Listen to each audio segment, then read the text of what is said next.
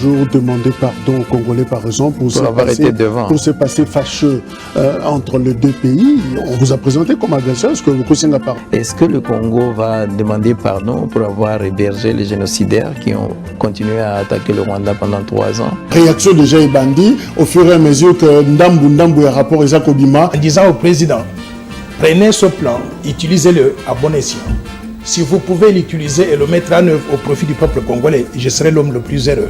Ah, zai ko iba mbongo na caisse à l'État. Ah, mais nazali gouverneur wa Yambo, oya tiki bilembo, les signes visibles. Qui dollar ezo mata, talo nango ezo mata et que mbongo na biso ezo kita. Banque centrale aza na mbela ya kobimisa ndambo ya réserve pour atiango na marché de façon que valeur ya mbongo na biso e mata. Africa. Merci, bienvenue dans un nouveau numéro. Il y a, à votre avis, sur votre chaîne, Boza Ebele, Kolanda, actualité dans la République démocratique du Congo. Oui, décryptage Nango, et ça justement, à votre avis, qui reçoit pour vous aujourd'hui Claude Ngoma, les cadres dans Nouvel Élan, Moko communicateur, il y a plateforme politique Lamuka en République démocratique du Congo, de Ngoma Mbote. Mbote mengi ndeko Jacques, également mbote na ba internaute pe ba téléspectateurs union so bazuli baku ya kolanda émission ya lelo. Voilà, on aura quelques points à discuter nayo justement ces changements de visage au niveau ya cour constitutionnelle. On en parle, qu'est-ce qui se passe dans la Mouka et Kabwani, to eko Kabwana, oui ou non. On en parle également, mais aussi insécurité à l'est. Chef de l'État, Félix Tshisekedi, a orienté opinion pour l'Aksabango. Qu'est-ce qui serait à la base? Il y a insécurité à l'Est. On va en parler par rapport à un point de presse sur Salaki na Abidjan. Mais d'abord, Tozo Banda, Nanda Kunayo, ainsi que Zali na Lamuka. Qu'est-ce qui se passe réellement entre Adolphe Muzito et Martin Fayulu? Bakabwani, Tobazaraka Lisanga. Martin Fayulu, le président élu, na Adolphe Muzito, initiateur ya parti Nouvel Élan, bango nyonso ba ali lisanga isika moko.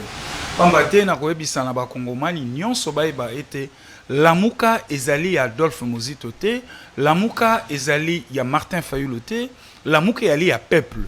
Et donc bango bazali obe ko kamba lingomba politiko wana na attente mutuelle et parfaite.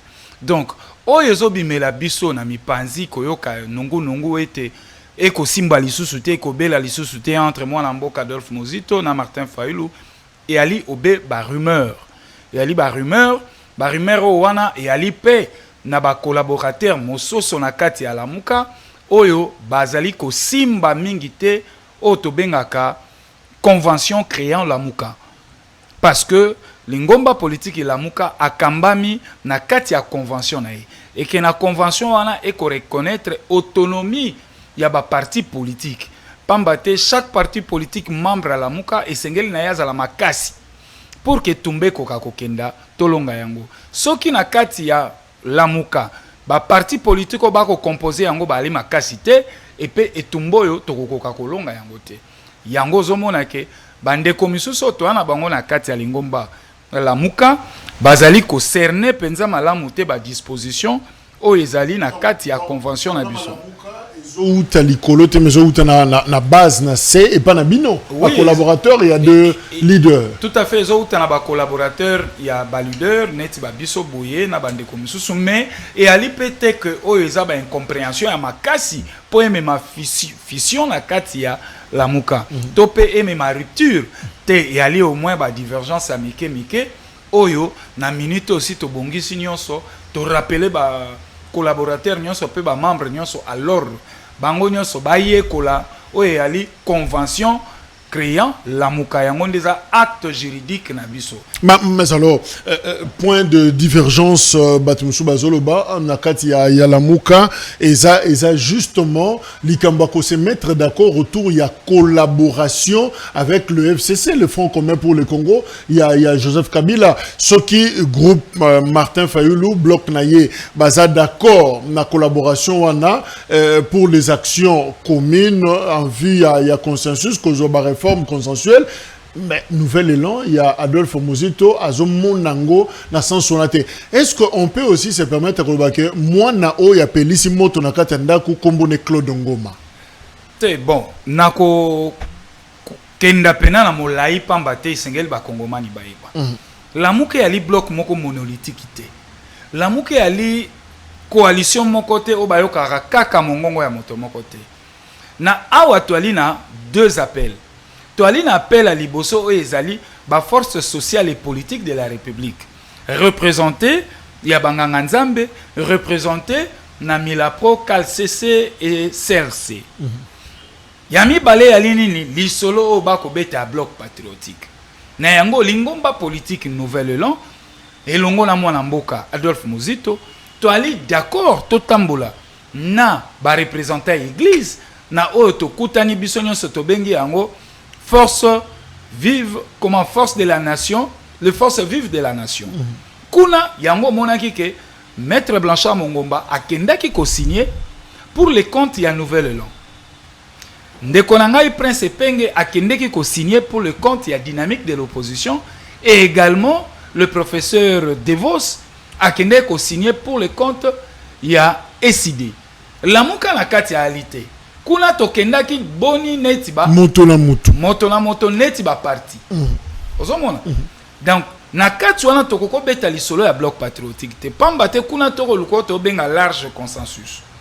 Mais esika tozoyo kanate na bandeko na biso et ali par rapport ya question ya bloc patriotique. Eloko ni bozo mona mabe na bloc patriotique. Te na bloc patriotique mabe ali makasi ndeko na ngai Jacques. Ya nini? Mabe ali makasi pamba te bloc patriotique o wana contenu nango ya lini. Yango non motuna. Soubassement base légale nango ya lini. Et bakunani bazo composer bloc patriotique. Poto ebate. Et l'heure où il a composé un bloc patriotique, carnet agenda na ye zalini, cahier de charges na ye zalini. Parce que ce qui est le bloc patriotique, c'est que tu koutani bisonyon sur la politique na libot na lingomba moko. Que désormais tu portes tumba moko. Mais na tumba o ya bloc patriotique, tu peux na création en bloc patriotique. Biso to kukyo yate, tant que tozo e bate batena na babutisa ya faire wana ya bloc. Et ce qui est na kei na musika. Kosangana oui, mais to kosangana na banani. Pamba te situation o tozana ngo lelo, crise sociale politique o to traverser lelo et ali voulu créer na mutu moko oyo ayako organiser hold up électoral na 2018. Nda yako ko pesa ayibi pouvoir à peuple a pesi yango e pa mwana mboka Chilombo. Yango nazo ko présenter bino deux tableaux. Poto kene na bloc patriotique. Torozana na nseke Torozana Moïbi, le voleur. O aïba qui pouvoir victoire à peuple. Kombo na Kabila. Mais nazo ya na chite sika. Torozana relation moko na Moïbi na receleur. Moïbi ezali Kabila, receleur ya li Tshisekedi. Est-ce que photo tambola na Moïbi nzela moko pamba te bango batu ba memi biso na situation o. Na bandi toko kite. Soki na bina kenda na o etali FCC. Lelo FCC azobeta tolo aza na opposition. Or nga naza na opposition te nga ila mukanga naza na résistance. Mais FCC o alobi aza na opposition aobeta cheval de deux. Le kolomoko eza na kati ya affaire bazo gérer, ils ont des députés au sein de l'Union sacrée, le kolomoko baza libanda. Alors, est-ce que baza sincère bango moko na vis-à-vis à démarche là-bas? C'est la grande question. Mais ce qui doit comprendre madame démarche Nabino, Claude Ngoma a déclaré dans les médias que aux a d'accord l'initiative y a ba église la kisaki ba sango musapi olobi obengi bango ba hypocrite olobi kozomona penza bango malamute ba solaki na kadima ba kende kotala président de l'Assemblée nationale. Alors finalement bokoki ko bundana bango te pour na consensus électoral. En même temps leader na yo Adolphe Muzito yé azobeta ba sangote ya beti FCC ya Joseph Kabila. Finalement, en réalité, vous n'avez besoin de personne. Non, c'est-à-dire que Awa et Sengeto jeter ma base. D'abord, les Congolaises et Congolais et Sengel va reconnaître, va retenir le comment que au sein de la nouvelle langue, tu as la démocratie na kati. Ngaïta on a pointé qui du doigt na église, et ça qui position nga propre. position na ngai moko ezali ko engager lingomba politique na ngai te pamba te na dénoncer ki ba fait oyo na dénoncer ki na vis-à-vis église et en même temps na interpeller l'église et na suka nango na communication na ngai na yaki ko démobiliser pamba te ngai activité wana na telemela ki mais tango initiateur à parti na ngai alobi te église bazalaka toujours au milieu du village yé atalisi manduki na ngambu ya bato yo bamemi biso na situation oyo ya ziki to ali nango lelo et ali pe mabete et surtout que ya ke plus loin ozomona nyonso tozolinga to sala il faut tozala sincère ce qui sincérité ali te envers biso moko et ben tokoluka tokozwa gain de cause te pamba te lelo ndeko na ngai tokei na bloc patriotique tolobi te tokota na kati ya bloc patriotique mais banani bamemi biso si kaka bloc patriotique wana animé na bato wana toyebi lelo bakomi ko se réclamer à opposition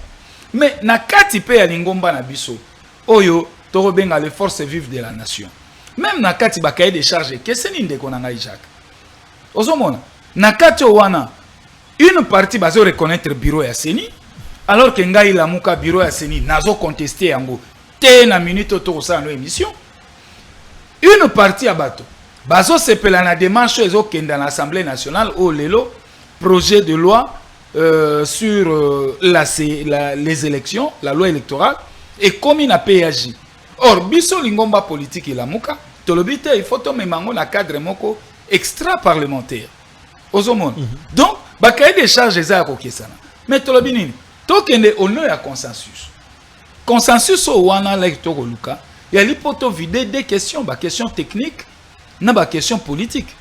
Nyon soana tozo viser nini, tozo viser to favoriser on azo benga dynamique institutionnelle. Dans les cas sous examen, donc Seni. Alors, prenons le cas, il y a Maloba, il y a porte-parole, il y a Nouvel Élan, Moukoulou Alobi. Nouvel Élan s'oppose à la manière de rassembler tout le monde pour obtenir des réformes consensuelles, à la manière de rassembler tout le monde. Bino Bolimba rassembler Batundengeni. Non, c'est-à-dire que avant que Tokutana, Buissonios, le parti prenante, et Seigneur n'a pas dans un cadre citoyen, pas dans un cadre politique. Parce que ce qui est commis dans un cadre politique, il faut produire document de base légale. Ou il faut servir biso d'encadrement autour de la démarche politique qui doit continuer. Mais ce qui est dans un format citoyen, il faut que le bamambi matali ou soit la question itali CNI, la question ou itali loi électorale, on est d'accord. Batonyon Sobaya. Donc le bloc patriotique n'est pas une bonne formule. Non, le bloc patriotique s'est suicidé. Même population na biso et gozala toko trahir. Yango yokaki nga na bambela na bimaki na obité attention bo trahir te. Parce que le peuple espoir na etikali obena la muka. Espoir peuple le etikali obena la muka. Parce que le combat à la muka batoba sengeli koyeba yango et ali combat moko lié na vérité des urnes. Bazobaki biso en 2018, le même combat, ils ont continué à vérité des urnes en 2018.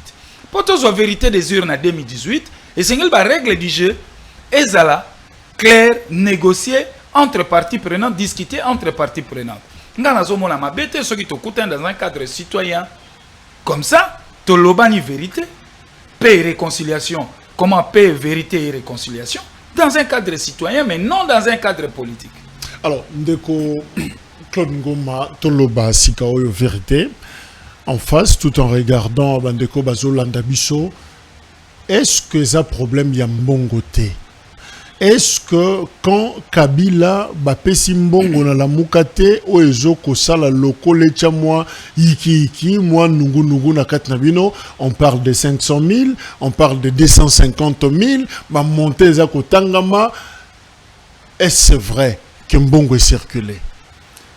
Ndeko na ngai Jacques na koyebisa yo que Congo oya biso depuis tozala Zaïre eloko babengaka radio trottoir ekufa te ezalaka te lelo tolingi mingi ko vivre na ba spéculation ba préjugé mbongo po etiama mais il faut beaucoup tana cadre moko boye et comment informel parce que moto même akobimisa mbongo wana poatia akoboka mbongo boyete yepe il faut la rassurer. Donc moi je vous dis et je rassure à l'opinion que lingomba politique la muki ya limbongo te muteko ezo ya kotia ziki na kati ya limbongo te parce que to fonctionnera déjà na ba propre frais na biso na ba propre cotisation na biso bozimbongo kabila te jamais na loba yango butu moi soki moto oyo ayebi ndako ya kabila malamu kombo na ye mwana mboka Tshilombo soki moto ayebi ndako ya mwana mboka kabila mais mwana mboka le président Eli Martin Fayulu nano atikala kokoma ikinga kati te ata na téléphone boye na yebi onazoloba parce que na vanda kana bango na ali moko ya ba cadre ya lingomba politique la muka bon appel musuba yamba libanda musuba yamba na kati ndako ça dépend est-ce que réseau ezali connexion ça tete ndeko Jacques biso na kati ya la muka je m'excuse to ali na démocratie et que question nyonso soki ezoko kenda na intérêt général ya mboka biso nyonso tokutanaka la cellule politique se réunissent tozwaka position moko et donc lelo la population doit reconnaître encore que la muka ezali moko indivisible et kambami tour à tour na mwana mboka Martin Fayulu et puis na coordonnateur en exercice lelo kombo na ye Adolphe Mozito donc onyo sezo le ba rumeur na ba réseaux sociaux ezali otoko benga radio trottoir Luambo Yemba. Alors ce qui Mozito aza moko ba leader ya la muka, comment comprendre justement tweet naye oyo aza koloba face aux performances historiques actuelles du pays du point de vue de ses recettes propres nécessité d'un budget rectificatif 2022, c'est-à-dire un collectif budgétaire pour une affectation rationnelle et légale des ressources additionnelles d'avril et à venir non prévues au budget 2002. Batonso d'ailleurs, tant que mon tweet il y a Adolphe Mozito, balobi non, ça compte na été, on dit mieux ça compte na na certifié en ça compte officiel na yemo kwa komaki. Nini siko. Non, c'est-à-dire que là il faut comprendre comportement ya mwana mboka Adolphe Mozito. Mwana mboka Adolphe Mozito azali na deux personnages. Azan un personnage politique, un personnage scientifique o ezolakisa kelasi na ya tangeli, expertise na yi. Donc na tweet na ye wana akei na lancer ya science. Yango bomoni atikali rationnel.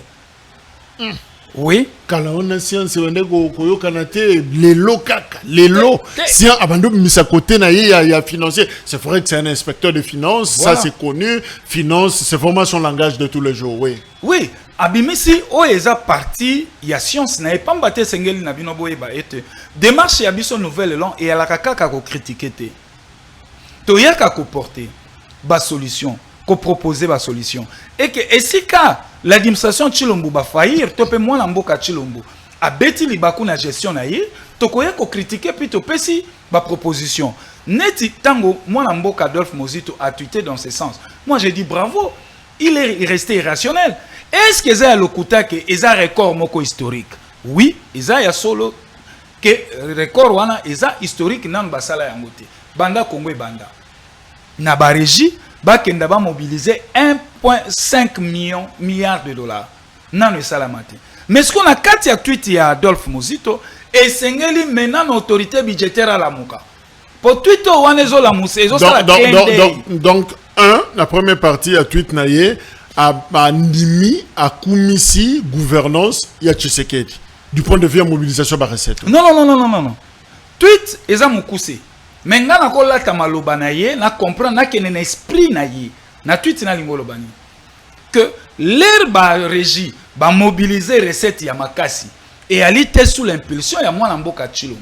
Et ali pété pona politique fiscale ya mwana mboka Tshilombo. Non. Et ali tout simplement parce que la tonne, il y a cuivre et mati sur le plan international. Et ça qui n'a 600 000, la tonne est comme 10 000 $. Donc tu sais que dans le Makambo. Non, ça n'est pas en quantité. Et ça n'est pas la politique fiscale. Et mati de manière naturelle, comme peut qu'on chité. Parce que tu as la période fiscale. La période fiscale, tu as l'entreprise minière va réaliser la recette à makasi. Conséquence, tango bango bako futa pako na bango. Bazo futango proportionnellement na ndenge ba général qui ba recette na bango. Yango monique emati. Plus la tonne les mata régie pas remobiliser plus.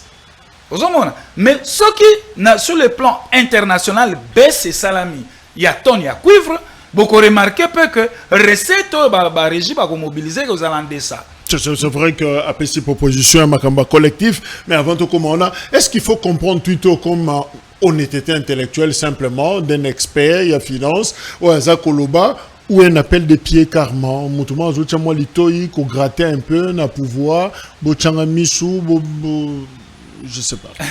Tendeko Jacques, et si koyo ezali honnêteté intellectuelle, il y a moi Namboka Adolphe Muzito. Azobete la pouvoir siffleter. T'es abêté le pouvoir. D'ailleurs, à saline de clin d'œil, l'autorité budgétaire, Assemblée nationale. Pambate tango ba régie, bakei au-delà, il y a ba signation à Bango, le lot va réaliser pour le mois d'avril 1,5 milliard de dollars, c'est-à-dire il faut un impact sur notre budget. Mais c'est comme ma benne bino des anini. En même temps, clin d'œil, une autorité budgétaire zanani. Mais l'autorité budgétaire, c'est l'Assemblée nationale. Mais c'est cette assemblée illégitime. Oui, mais c'est une assemblée illégitime. Toboïté. Mais pour autant que pourquoi ne pas le faire na CENI carrément? Parce que ça touche... Ça peut pas idée na CENI, ben kadima continue, voilà ba idée. Assemblée nationale pour nanini, ils ont touché intérêt général Yamboka. Ba recette on a basali yango pona mabanga ya talo na biso oyo biso nyonso ali bénéficiaire na. Crainte ya linini na ba recette ba uti ko réaliser. Crainte comme que recette yo au lieu que ekenda ba saisir assemblée nationale pour que tu obtenir rectification ya budget, pambate budget na biso ezali 10 milliards de dollars, mais en réalité en ressources propres gouvernement Chilombo a mobilisé kaka 7 milliards. Les 3 milliards et outre en termes de nyongo, partenaires, mais très souvent il y a capité. Alors, 1 milliard 500 millions, plus les 7 milliards, et comme ça, avec le budget en interne, est mobilisé 8,5 milliards de dollars. Impact nango est la même na masse salariale. Il y a des agents et fonctionnaires de l'État. Même na investissement na biso. Au comment on a répartition que ça les mamalam. Même na moyen et à défense. Répartition ko kende ba pourcentage et commat. Mais en ce qu'on crainte communiquer, mbongo wana soit et kende ko utiliser yango pour na ba comment ba dépenses eza reconnu na budgété. Ozomona ba financer ba projet oyo budget kutu l'autorité du budget n'est même pas tenue informée na exécution na yango. Ozomona yango tout on ezo laksake citoyen bosso esiko zali tala a mosolo soko sali ke bate ba ko affecter yango na ba projet neti par exemple na ko lobango 145 territoires et ko kenda neti kuna ba justifier yango or ba lien na bango bala ozomona donc crainte ngwana c'est-à-dire que tango ba budget ba régie ba ke au-delà ya ba signation na bango il fait un impact sur la rectification du budget parce que la loi budgétaire est là votée mais c'est là il y a aussi des mécanismes établis pour obtenir la rectification de cette loi, soit en augmentant ou en réduisant. Adolphe Muzito fait de l'opposition républicaine. Non, on n'est pas opposant. La résistance républicaine. Nous sommes de la résistance. Je sais pas non, c'est-à-dire que la résistance républicaine. Non. Tout comprendre le contexte, on a bien. RDC est un pays démocratique. Et qu'on reconnaît la majorité républicaine qui est reconnue dans la Constitution, également l'opposition républicaine.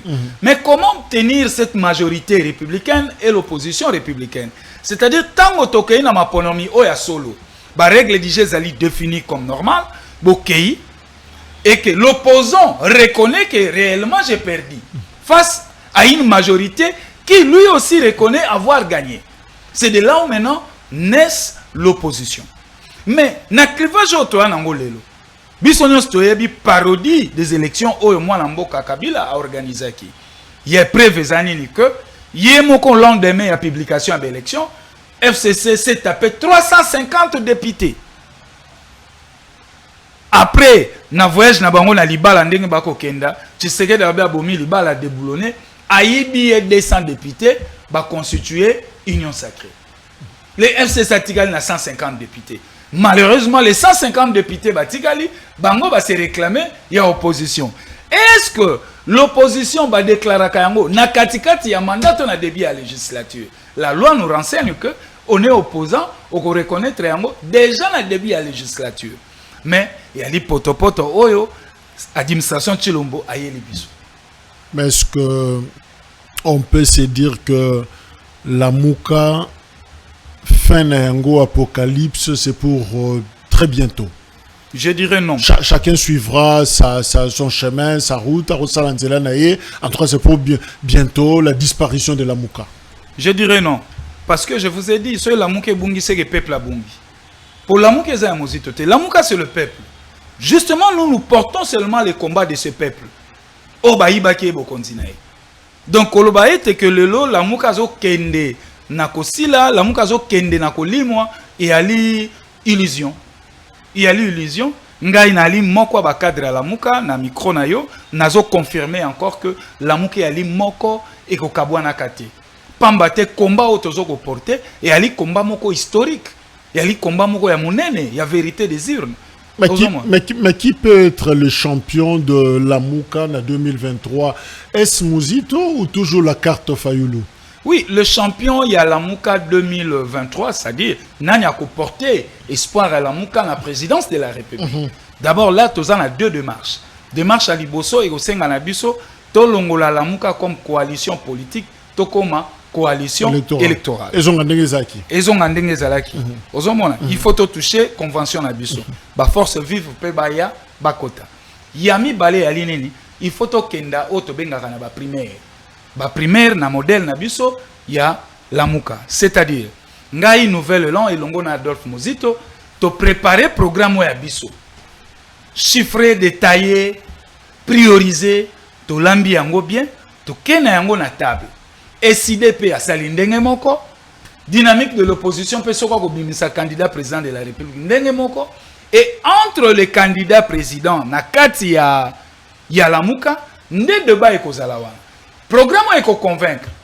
Nde moto ana yem to ko biso na présidence de la République. Donc si j'en comprends bien, Nouvel Élan accepte de s'affronter na président élu Martin Fayulu ndenge bozo bengaye en interne, va s'affronter en interne. Oui, parce que il est question de règles démocratiques. Voyez-vous? Donc aucun dit matin, tu sais pourquoi? Parce que lelo et le côté au monde c'est parce que tu votes à président par émotion. Vous votez moi Namboka Chilombo par émotion, Fati béton. Il est là aujourd'hui pour quel résultat? Quel est son programme? Ndenge moko na ndenge uti ko lekana ba assemblée provinciale. Où vous avez des gouverneurs de province, bah voter mes programmes et bah voter parce que modo réouté guignon sacré. C'est ça le mal. Congo n'a vu se développer té angwana. Motomosu Salamouki na comme il faut payer 100 000 balles, c'est tout le monde qui a la monnaie. On vient, je paye 100 000 balles, et puis voilà, je suis candidat président de la République. Mais sur quelle base? Parce qu'un candidat président de la République doit nous miroiter une généralité des politiques publiques qui doit mettre en musique. Mais ce qui boyebi que programme Oyo Martin Fayulu Abimisaki en 2018, Eza Malam. Yangonde, selon logique Nabino, Aza président élu, va voter qu'il y a un peuple bien que va y. Pourquoi ne pas dire, bon, loko la kamba quitté, Aza une effectivité à pouvoir te. Toti le même programme au peuple a jutin qu'on goûté, un goûté, tout reconduit en 2023 de manière automatique, Yégaga Kende, au lieu de s'affronter en interne. Te awana dimana za la sincère, nabande konanga ba congolais. Na kaya Jeval. Oyo ba leader nyonso bazalaki wana. Tozwa ki tenter poto ça la programme moko. Raison pour laquelle au monaki même bande ko na solaire ba trahir, ba retirer signature, ba ke Nairobi. Bazaki épargné parce que tant comme il moku c'est faut que na campagne. Yango moni programme na bango ezalaki te. Biso pe ba etotikalaki. Tozwi pe tant matériel te pona nini to ficeler programme na biso za bien détaillé.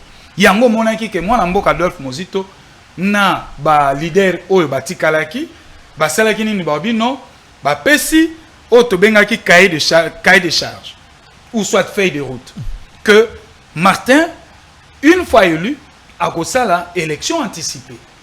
C'était justement pour nous parler les locaux.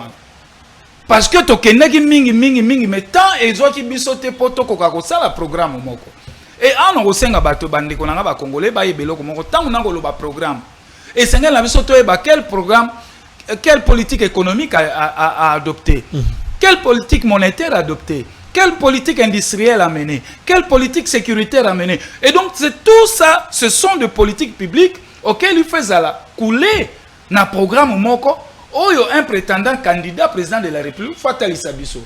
Comment il faut na même économie na ngai? Est-ce que budget na ngai top économie na ngai fait tika kaka essentiellement accès na mabanga ya talo? Non. Ngai na moni que te il faut na relancer na diversifier économie na biso.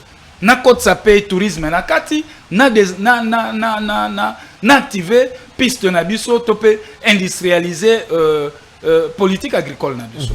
Donc voilà un peu tout ça là pour un candidat président de la République. Mais ma ben na biso ya lini ni biso ba congolais tolingi mingi ko agir pe ko voter na émotion. Ate na voter Claude Ngoma parce qu'il est géant. Non. Mais qu'est-ce que moi j'amène? Les lots tozo loba moi na mboka Chilombo. Tozo critiquer gestion na. Mais est-ce que le longai Claude Ngoma soki na combien sika moi na mboka Chilombo ali? Ni nezo rassurer que na ko sala plus mieux que yi. Ngape na ko koma wana na ko sala ka ndenge moko. Oyo pa ko ya. Non. Et sengel na biso to changer fusil d'épaule. Nous critiquons l'administration Chilombo du point de vue de sa gestion. En contrepartie, biso il faut topé sa proposition claire et nette. Na oyo mwana mboka Chilombo il fallait qu'il y a sala et qu'il y a salité. Na oyo il fallait qu'il asala sali yango masala yango malamute. C'est de là où doit tabler les débats. Merci koyo namaye le Adolphe Muzito azana yango, parlons quand même de lui. Na ba performances historiques actuelles au yazako relevé na tweet naye, et si les pouvoirs le sollicitaient en tant qu'expert financier. Bon, là nous relobons avec ma réserve parce que ngai naza Adolphe Muzito te na koloba en tout cas sous réserve.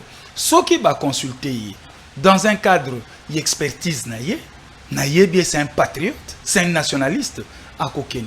Après sa expertise et d'ailleurs à la qui ça yango déjà na plusieurs numéros de tribune autozanango a bomba mayele na ete azalaki premier ministre sous Kabila bakoko proposer par exemple tous équivalence wana batika kaka premier ministre Muzito par exemple.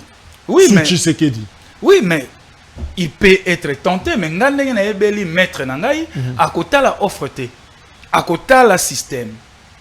Parce que ici ce n'est pas l'individu Tshisekedi qui échoue, c'est le système. Dans le système, même tabozui, l'expert Adolphe Muzito il aura du mal. Parce que la présidence va chercher à interagir ou à interférer dans l'état primature, dans l'état exécutif. Mais l'expert peut aussi éclairer, purifier les systèmes, s'il faut le dire ainsi. On en a vécu. On en a vécu. Je vous prends l'exemple. Adolphe Muzito, Premier ministre. Il avait du mal à passer ça, à mettre en musique le programme du gouvernement. Pourquoi? Parce qu'à chaque fois, la présidence était là comme une sentinelle, comme une gendarme. Du genre gouvernement parallèle. Tu vois? Motoza motema monene ya kosala. Mais il n'a pas présenté les obendaï. Alors, mais ce qui va rassurer que Rosama Boko Yakufungwama chaîne Kozalate ou travailler librement bino borotika na lamuka to borolanda payé ka nouvelle lente au nabiso. Il ne s'agit pas de rassurer que voilà Rosala bien tout Rosala nambame lié non. Là c'est le discours. Mais c'est pas ça, le problème qui est là, ce n'est pas que Adolphe Muzito a comme l'élo premier ministre, il y a régime Chilombo, non. Pour que makanisi na biso ya nouvelle là le cas parce que pas na biso tozo zwamboka en termes il y a 50 ans 60 ans 100 ans parce que la république ne s'est construite pas dans un mandat mais ce qu'on fait dans un premier mandat c'est jeter des jalons. Malheureusement M. Chilombo n'arrive pas à nous jeter des jalons. Yango komona ke du fait que Yemoko a posé dans le jalon le premier ministre aura du mal pamba teto ali bato. L'aide à Rolinga est excellent. Au moment où on dirait végétarien et que ça là auto bengaka conflit de compétences. Na yango na système où on a romona te même temps au continent lobby andima offre wana nga avec indépendance d'esprit na ko déconseiller parce que c'est le système. Ce n'est pas l'individu qui doit changer. Mais c'est le système tout entier, il faut changer. Tout à l'avenir, tout ce qui va se passer, insécurité, dans l'Est de la République, depuis Abidjan, ainsi qu'à ces journaux qui, Félix Tshisekedi a s'adressé à la communauté congolaise au Baza Kuna, à Lobi, je prends une phrase à Lobi, notre armée y est pour quelque chose dans ce qui se passe dans l'Est. Notre police qui favorise parfois certaines choses qui amènent l'insécurité et bien d'autres choses à cause de sa complicité. Comment est-ce que vous jugez Maloba, il y a Mokonzi Mboka, commandant suprême, a salipé diagnostic naïe, c'est vrai, na Mbula Ileki, na 2021, na Bunia, na province de Ituri, Félix Tshisekedi Alobaki, il y a beaucoup de magouilles qui minent nos forces de sécurité, il y a la mafia, cette loi de l'omerta, cette loi du silence, c'est à ça qu'il faut s'attaquer. Alors, année passée, alobaki mafia magouille ezana kati armée, le lobby non armée yemoko azana bambuzo boyo sama na est. Ndeko na ngai Jacques nalanda ki yango na bokebi en tout cas nayoka ki mawa. Nayoka ki mawa. Ce n'est pas M. Tshilombo ko kenda ko tenir ba propos wana. Eza yete. Et ce qui a tenir ba propos bongo, il doit démissionner. Il doit démissionner parce que c'est lui, le commandant suprême des forces armées. Mais vous la vérité, c'est pourquoi? Mais il y a ceux qui va passer. Il y a des gens qui ont la vérité. Pour la vérité, on a dit c'est lui le chef. À cause de la émotion. Et c'est ce que si on a un constat, il y a un pays qui a un mais attends, il faut convoquer. Conseil supérieur de la défense. De la défense. Avant d'ana bango, atalisa bango yango. Et tango yozolo babongo, discours y a tenir et en apporté nini sur le plan diplomatique. Vis-à-vis à ba pays à ba paye. Tango bako yoka yo moko zo critiquer o ezali ma pinga na yo. Donc quelque part, tu n'as même pas le cœur à l'ouvrage. Ozo pesa bango confiance te. Mais bah tu vois senga réformer armée. Avant bah comme un traitement, il faut bah diagnostiquer bah y bah blikambozani malade des années. Au moins année passée abimsaki maladie moko alobi mafia magui mbaloyo alobi implication complicité dans ce qui se passe à l'est. Non, le problème avec l'administration Tshilombo eza moko. Yemoko président de la République. Tango azwaki bokonzi. Azwaki yango d'abord une émotion parce qu'Andima quitté de 1, de 2 azui tante pas ça là otobengaka l'état de lieu il y a chaque secteur parce qu'il était à l'opposition yango na lobango chaque fois tango boza en opposition bozo wela kaka Kabila kende mais bozo ebate ce que Kabila ke quel système implémenté pour que na tambola na makolo topé na nzela ya gestion na été. C'est ça l'erreur dans l'administration. On a moins d'amboka Tshilombo même biso. Tango ya lobi bongo. C'est que a découragé même ba mapinga. Ozo ko accuser ba mapinga na yo. Ozo démotiver bango. Na ba la police ndeng moko. Na tango akei même plus loin que lobaete niveau d'études na biso awa ya scolarité na biso. Niveau d'enseignant. Il y a enseignant eza na se. Bazan la matière té. Bazan la matière té. Mais eza c'est dangereux. Des propos sortant pareil na kati ya monoko ya président de la République. Lui qui est censé de préserver l'unité nationale. Sur le climat, sur makamususu, na keina ba pesa biso ngote. Nazo zoye malembe na maloba na ye. Na bandi l'air à lobby enseignant na biso ba ali na iloko te. Yango ezo sala ke moyen pe ba transmettre mayele ya malamu na bana ya te conséquences ya nini chute ya éducation. Mais il y a beaucoup de nos système éducatif. Voilà. L'air y a une gratuité. Gratuité, c'est ça qui est baissé qui t'a makasi. Na salle moko bozali à 120 élèves. Gratuité, c'est qu'il y a un mécanisme nango, il y a faisabilité nango. Il y a tenir compte à tâter un mécanisme établi par les techniciens. Il vient, il vous décrète la gratuité sur toute l'étendue de la République. Sans tenir compte, il y a santé fiscale. Il y a assiette nae, il y a assiette fiscale nae. Sans tenir compte, il y a personnel. Oh, il y a zanango. Lelo bangwana bazo bunda na malembe. Mais pour quelle qualité d'enseignement? Tango, Otongi Bekolte, au nom de la gratuité. Au moins chaque année, 3 millions d'enfants à l'âge de scolarité doivent regagner l'école. Fatia aussi, ça 5 ans, à Rokot, ça 15 millions d'enfants. Mais l'infrastructure n'est pas Tongi. Et l'autre côté? Il a promis des réformes. Il n'est pas la promettre toujours. Mais jamais ça l'a. Nako sepela, on a appelé ça. Biso to alaka honnête tant que les autres touché science rationnelle. Bon dimagate que Félix azo sale le nazo ya ngina comme sika.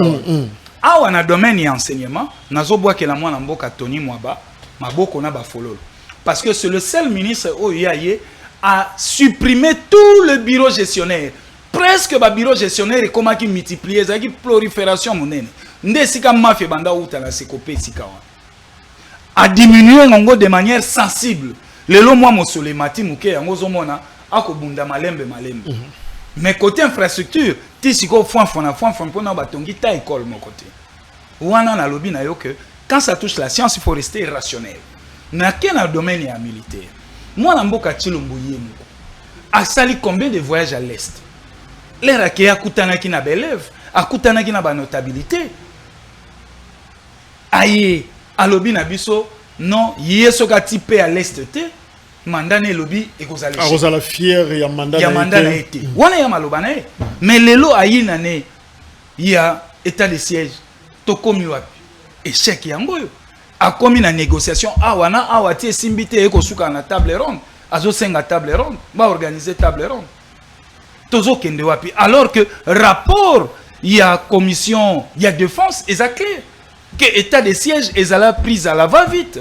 Que état de siège montage financier na carte ezalité. Merci. To komi na suka masolo na biso ndeko Claude Ngoma. Dieudonné Kalouba Longwe président du cour constitutionnel ndengeni. Osa juriste expliquer biso na muku sekaka tirage au sort tout ça on comprend pas finalement Dieudonné Moussousa Koti Kamuleta Badibanga tout ça on comprend pas c'est vrai comme Kamuleta Azosa l'intérim magistrat de carrière ancien conseiller à la cour de cassation juge à la cour constitutionnelle depuis juillet 2020 finalement qu'est-ce qui s'est passé Asa sacrifié problème mes amis Dieudonné Kalouba ali sacrifié. Awa ils ont touché science. Il faut rester rationnel. Na boina kende na volé. Il y a ba rumeur, ba soupçon. O ils ont commoté. Ils ont pour affaire à matata pogno. O nini na boy babiloko wana. Jusque là na zotia ba juriste nyonso na nani d'accord. Moko Alaksangai et sika va violer disposition. Kobanda article 158 il y a constitution. Oyo ezotali sa principe qu'il y a un texte oyo ezali loi organique portant fonctionnement et organisation il y a cour constitutionnelle en son article 6, 7 et 8 ba disposition nyonso ezali respecté. Alors tirage au sort salam Dieudonné Kalouba a longwe naturellement et encore que sengeli to ba 3 ans tirage au sort salam makate cour les a renouvelé litige les a 3 ans Moko Ujokufa oui moko utakokufa en remplacement donc oyo ezaneti tozo futa kaka nyongo il y a 3 ans il fallait déjà mais batunaye cabinet ya Kalouba balobi non eloko salami ona eza magui eza kabal les eloko malamute Laurent Nyemba juriste ya lobby c'est un coup d'état constitutionnel finalement malobi oui maître Laurent Nyemba c'est un grand avocat admiré mingi mais après ces dispositions ce qui a lobby c'est un coup d'état constitutionnel. Ma paix à disposition, nous allons débattre autour des dispositions fournies. Mais que Dieudonné Kalouba, la Cour constitutionnelle est incompétente pour connaître notamment l'Ikambouya Matata Pogno, ancien Premier ministre. C'est un péché. Justement, Yango n'a pas évité terrain wana. Parce que la Cour constitutionnelle, c'est la haute cour Yamboka Nabiso. Et Bazouz Yuana l'air Bakota Rakuna. Baoutaka na ba composante na bango bazaka 3-3-3 Assemblée nationale président ndenge baoutaka soki bakoti na kati nde élection ça wana eza ba mécanisme déjà établi mais est-ce que poto loba si y a irrégularité autour il y a tirage wana topé à convocation, il y a Nani Owan. Mais il faut questionner. Tous en a 3 documents de base. La Constitution, la loi portant fonctionnement et organisation, il y a Cour constitutionnelle, et il y a un règlement d'ordre intérieur et le bini. Mais ce qui est koloba pour une émotion. Je me dis, toujours l'ongwana terrain où est légal, terrain scientifique, tout comme côté un terrain politique. Oh, tout comme il y a même kotanga ba disposition, tout comme qu'il y a une émotion la biso, ti koloba ete ba misut na yoka ki ba le non, c'est parce que le vieux aurait été visité par Matata Pogno. Mais plusieurs sources balobi que le climat na yepena na président et ça penza qui to côté. On referme la parenthèse. Claude Ngoma salaneti to katiba caméra mutazo mona yote. Êtes-vous fier de l'opposition 5 années yango ezokoka depuis Bobandi 2018 kino sikawo vérité des urnes tango yo moko zo sala introspection. Résistance, opposition. Ok. Résistance. Tant que vous êtes depuis 2018, sans caméra, est-ce que vous êtes fier? C'est vrai qu'on passe tout notre temps, il y a qu'à évaluer le pouvoir, mais bon mieux évaluer pendant nos binomoko. Oui, 5 ans, donc tout le bas 3 ans. Bilan, mi-parcours, il y a 3 ans, voilà. Je vais vous dire que bilan, ils allaient éloquent, et bilan, ils allaient en tout cas sur 10, c'est 10 sur 10. Pourquoi je vais vous dire, nous avons mené des actions. Oyo, bah, santé de mobilisation, tout ça li. Topken a ba proposition est belé. Tout ça là qui est une proposition, il y a plan de sortie de crise. Pouvoir à Betty Kara, te évoluer. Te y ça là une proposition de loi portant fonctionnement et organisation à CENI. Battre patrouiller. Tout ça li ba manifestation l'année passée. Njili Sainte-Thérèse, nous avons fait des marches. Donc, dans 3 ans, tout ça bien. Et tu as travaillé sur la réforme au yalo électoral avec NDI, où moi j'ai été aussi parmi les participants. Tu réfléchis, tu as eu la conclusion de ce TOPC. Il y a un moment qu'à son temps, le G13, na loi na bango, au baïko consulter Bisso Nyonso, ils allaient qui bien, mais Bisso, sur 40 innovations, au bango basali, et amendement au basel biso to apporter 18 innovations. Yango monique na kati ya loi wana na o biso to salaki la muka et que ce n'est pas makasi c'était donc pourcentage moins faible. Yango na l'action que bilan na biso ezali en tout cas largement positif. Et ce qui Félix Tshisekedi net grand ali baku deuxième mandat. Au titre opposition to continuer ka résistance. Ouais. Non, la politique et c'est que tokenda kana jeu d'alliance parce que même Tshisekedi Yemoko en a parti na à la majorité te preuve kaka il est là avec combien de députés Yemoko va voter na combien na suffrage à combien de pourcents. Donc configuration politique à RDC et ça là que ba force union so boko ka composer. Vous pouvez partir Tshisekedi akobima mais ngana ko ya deuxième force na ngambu ya opposition na bimi opposition républicaine. Quoi de normal nous allons composer ensemble. C'est ça la loi républicaine. Donc, Koloba était 2023, Ngai Claude Ngoma, Natika l'opposition, ton à côté. Non, ceux qui n'ont pas la gestion, ils ont de manière naturelle, n'a pas mécanisme établi par la Constitution. Voyez-vous? Mais n'a pas qu'un côté en haut la fenêtre, par négociation, que voilà débauché, tout ça. Non. Claude Ngoma, merci. Je rappelle que aux cadre on a un nouvel élan. Il y a Adolphe Mozito, communicateur, et à la Mouka. Merci pour notre passage nayo. Et c'est qui avis nayo. Émission à votre avis. Je crois que Bandeko Balandi et chacun a ça la interprétation nayo, jugement nayo par rapport à Malobagnoso. Et on se fixe rendez-vous dans le prochain numéro. Merci également à Bino Bolanda Kibiso et merci de nous rester fidèles. Au revoir.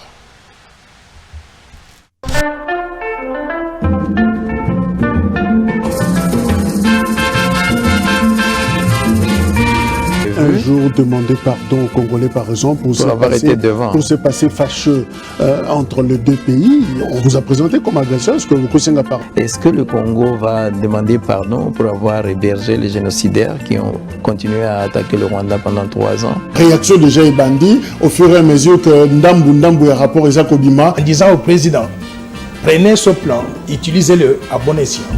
Si vous pouvez l'utiliser et le mettre en œuvre au profit du peuple congolais, je serai l'homme le plus heureux. Ah, zai ko iba mbongo na caisse à l'État. Ah, mais nazali gouverneur wa Yambo, oya tiki bilembo, les signes visibles ki dollar ezomata talo nango ezomata eke mbongo na biso ezokita, banque centrale aza na mbela ya kobimisa ndambo ya réserve po atia yango na marché de façon que valeur ya mbongo na biso emata. Africa.